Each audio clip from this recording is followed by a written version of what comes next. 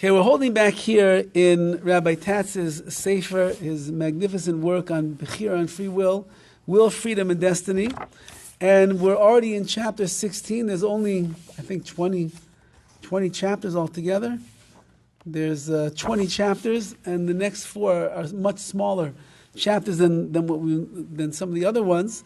And the title of this chapter is called Moral Knowledge, Guide of the Will.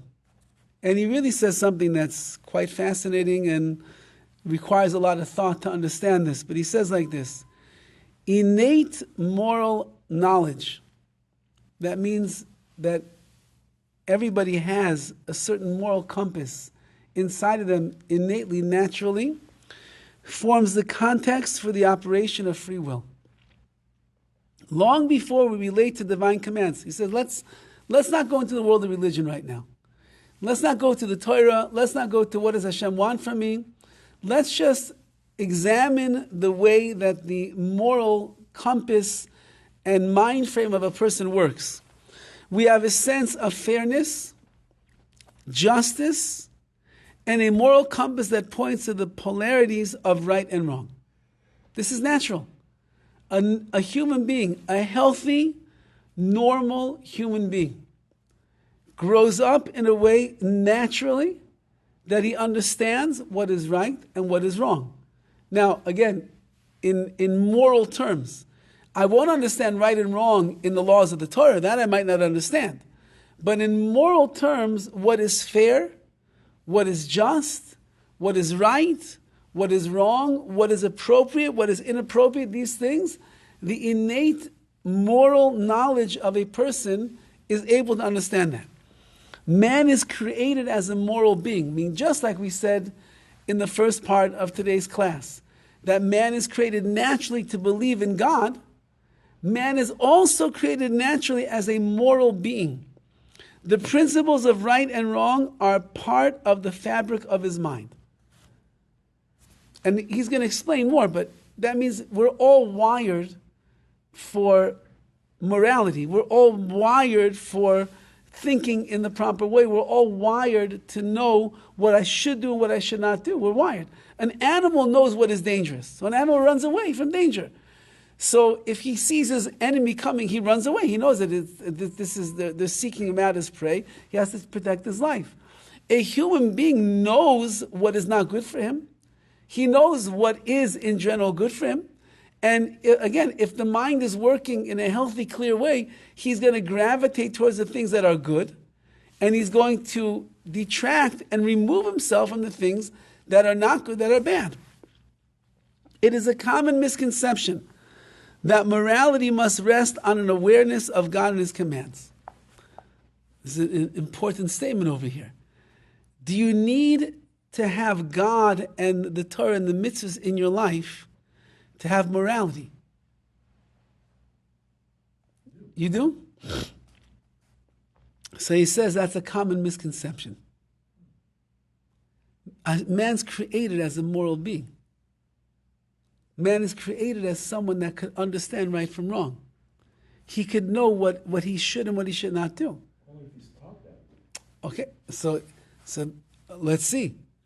Yes? We say that when Adam and Chava ate from that tree, they imbibed the BECHIRA, but they also became conscious, self-conscious, and aware of right and wrong. Maybe we'll have to see. We'll have to see if that's true or not. We'll have to see. To be sure, the reason that man has an innate sense of ethics is his creation in reflection of his source.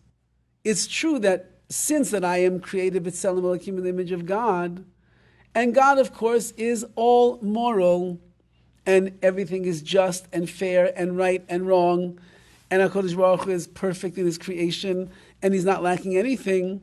So since that I'm a reflection of that source of where I'm coming from, so that's the DNA that's going on inside of my mind and my soul. But he does not need to know that to be morally aware and accountable.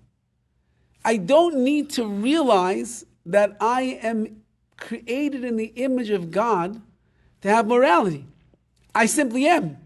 And that's why the average human being, from the time that they are born, again, barring how many murders they saw on the TV that they were plopped in front of from a young age, and how many nights, how many days of Fortnite they played, killing people all over the world, and how much of violence they were exposed to and immorality, barring all of that, the nature of a human being is, because of the godly soul that's inside of us is, we are moral individuals. Isn't that where the parent comes in, teaching the child right from wrong? Mm-hmm. So maybe they don't have it innately. They have to learn it. Okay, that's good. No, that's good. Speaking as a parent. Yeah, okay. So let's see the raw tools that we were all given, and then how we're going to have to go through life to develop those tools and to develop the potential that we have in this area. And that's what he says, even the committed atheist, this guy, I don't believe in Hashem, the person says, he still has a conscience and senses that people must be accountable for their actions. You don't believe in Hashem, you don't believe in God. Okay. So then why are you being so moral? And why are you telling people they should be held accountable for their actions?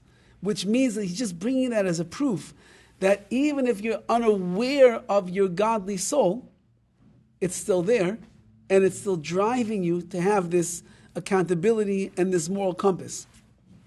Intellectual doubts concerning origins or the nature of an intangible God do not efface the natural sense. I mean, just because a guy is agnostic or atheist or struggling in his belief in Hashem, it doesn't mean that if he's going to knock the old lady over and grab her purse and take it away. Not going to do that. What, you don't believe in God, so therefore you're free reign, you can do whatever. Innately inside of a person, there is this feeling of morality. That's what we're saying. Again, what my father's pointing out is, I think as we're going to see, that it doesn't always work out like that, though. There's plenty of kids that are Vildechayas are wild people, and they're looting and they're stealing and they're hurting from a young age already. So what happened to their morality? And there's plenty of people that are out there in the world of business and they are cutthroat and they're doing things that are nasty to other people. So what happened to their morality? So we'll have to see how it develops, but the bottom line is that even an atheist, even an agnostic, even someone that's struggling on a daily basis with their emunah, their belief in Hashem, it doesn't mean that they can't be a moral person who recognizes the good and bad of this world. And he says, the atheist may be hard put to explain his moral sense. How are you going to explain? How do you know what's right and wrong? You don't believe in Hashem. So where are you getting this? Where are you getting this yardstick from? Where are you coming up with this idea? Finding a cogent, not the word? Cogent, finding a cogent explanation for the clear and detailed structure of man's ethical frame of reference may be challenging for one who refuses to look beyond the merely material. If you don't believe in spirituality, you don't believe in the soul. The people don't believe in the soul. They don't believe in anything that you can't touch, taste, smell, and see and hear. So they don't believe that there's something much deeper in the cortex of humanity. So how do you explain that? I mean, animals are not as moral as you are. Monkeys are not as moral as you are, even though Jane Goodall would say that they probably are, maybe even more. But they're not. So how do you explain a person who doesn't believe in the soul, who doesn't believe in the spirit, who doesn't believe in God? How do you explain that? So it will be challenging for them. But that difficulty does not dissolve the stubborn reality of the inner awareness of what is right. Okay, so you don't believe in God, and you don't believe in the soul, and you don't believe in godliness, you don't believe in divinity. Fine, you don't believe in any of that. But you do believe that someone just did something unfair to you and they shouldn't have done that. You do believe that honesty is the best policy. You do believe that you don't just get angry with somebody and take a gun and kill them. You do believe in that. Where's that coming from? Must be coming from somewhere. There must be something in the creation of a human being that is like the fabric and the fiber of that moral cortex, so to speak, that is allowing you to do this. Okay, so you can't explain it because you don't believe in anything that would lead up to that. But we believe in Hashem. We believe in the neshama. We believe that we're created in the godly image, and therefore it makes it easier for us just on a base level to understand that what we see as right and wrong, appropriate and appropriate, morally moral, so then that's coming from a much deeper place. Now he says, in fact, it's a striking feature of humankind that all moral principles are agreed. He's going to explain. There is a common acceptance of these that cuts across all cultures and ages. Few sociological or physiological phenomena are as striking as this virtually universal consensus. He said, which means that you could be growing up as a Jew in Los Angeles, California, or somewhere in South Korea. Well, we'll have to see. Or you could be in the jungles of Africa, or you can be in the rice fields, the rice paddy fields over there of Vietnam.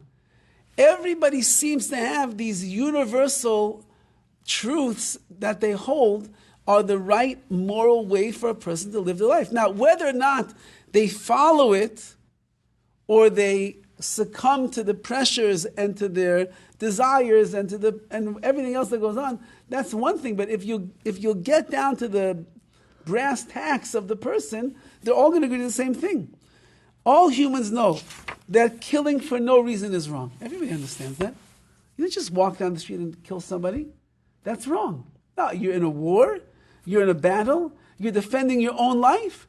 Okay, that's a different story. But to kill somebody for no reason, everybody understands. Stealing is wrong. You don't just walk into somebody's house. You wouldn't walk into a store and steal $950 worth of things and walk out. Okay, now you're beginning to see the difficulty that we're going to have over here. If things are understood as right and wrong, so then how does the schism of morality, of right and wrong, how does it stretch out so far beyond the limits of what is proper? But at the root of it, if you'll ask anybody, if their name is not Robin Hood, then they'll tell you stealing is the wrong thing to do. Treacherous breaking of a commitment or a promise is wrong. Everybody understands that.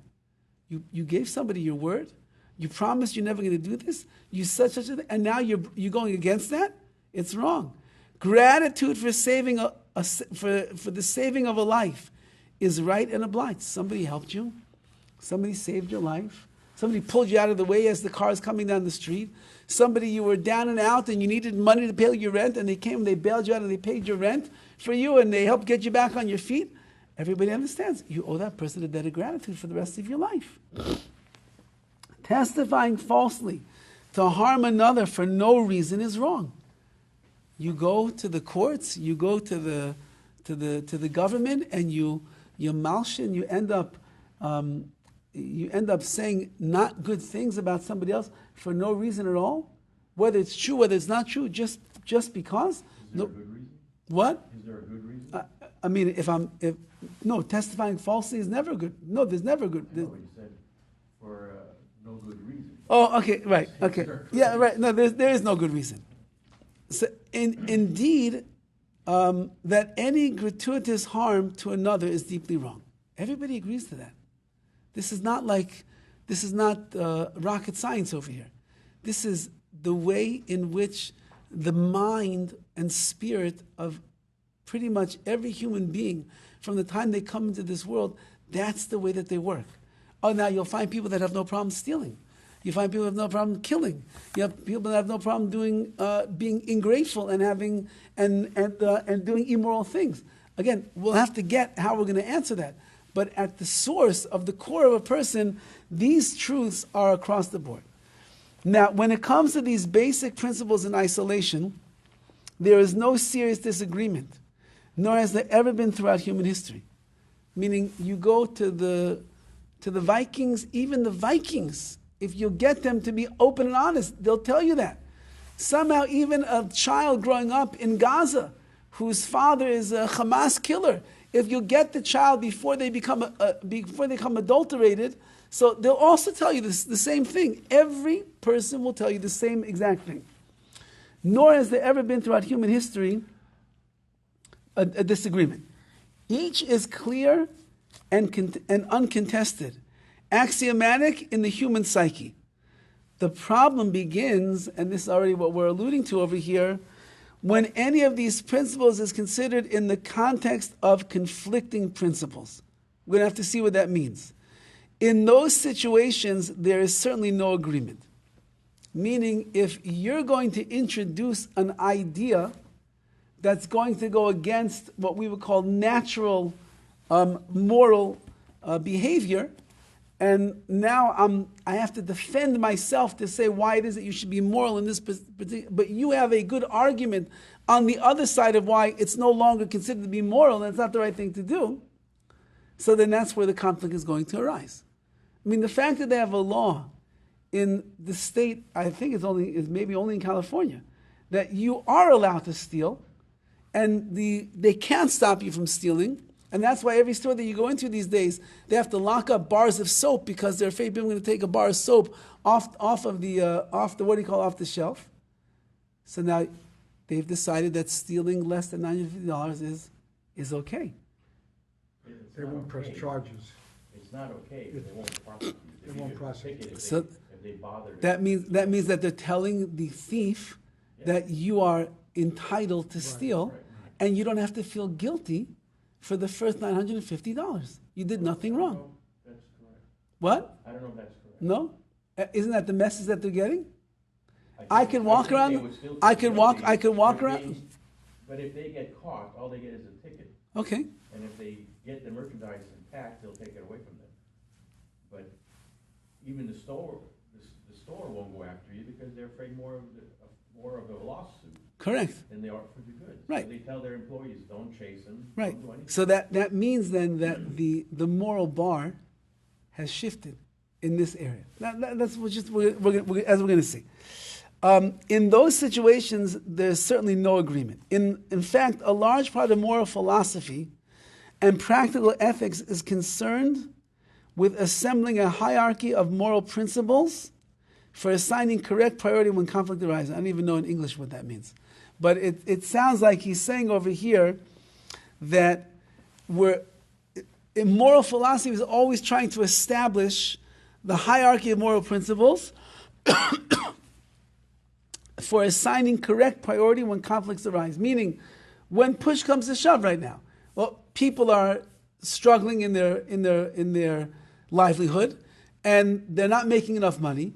So, and we don't have enough jobs, or they don't want to take that kind of job. So what do? So, well, they're coming into the store and they're stealing. So let's make them that they're not thieves anymore.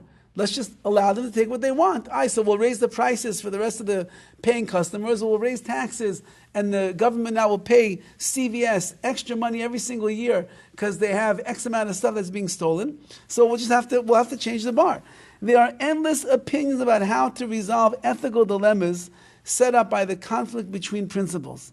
There it is. There, in that place of the conflict, it's possible for morally sensitive people to disagree almost without limit. So this is just in the regular human structure that HaKadosh Baruch Hu set up. There's innate moral understanding of what is right and what is wrong, and so on and so forth. It's just as society shifts its compass of morality, so then that's where all of the struggle and that's where all the conflict is going to arise. And as he's saying over here, there's like no end. It's limitless of how much conflict can end up coming in once man decides to take morality into his own hands. Once I decide to be the definer of what is right and what is wrong, so then a lot's going to depend. What are my own personal desires? What's the spirit in the world right now? What's the trend of society? What is going on over here? So everything can move and shift. We'll see. Anyway, the goal, of course, is going to be to realize that the ultimate source of morality is going to be Hashem and His Torah, and therefore there's going to be like a control, and there's going to be boundaries that are set naturally by Hashem and the Torah, which should try to keep a person within the realm of morality, really all of his life, even if the world is way far beyond those lines. But if we have this, then we'll be able to stay within the boundaries of what Hashem wants. And we'll see next time. And then you do need Hashem. morality in its simple, in its rawest form, could exist for everybody.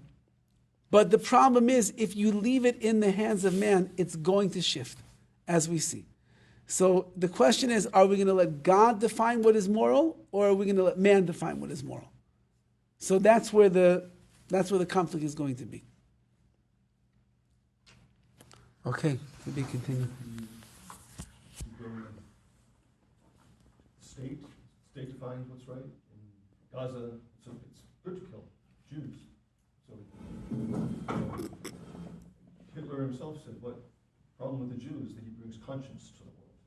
Our Torah brings conscience.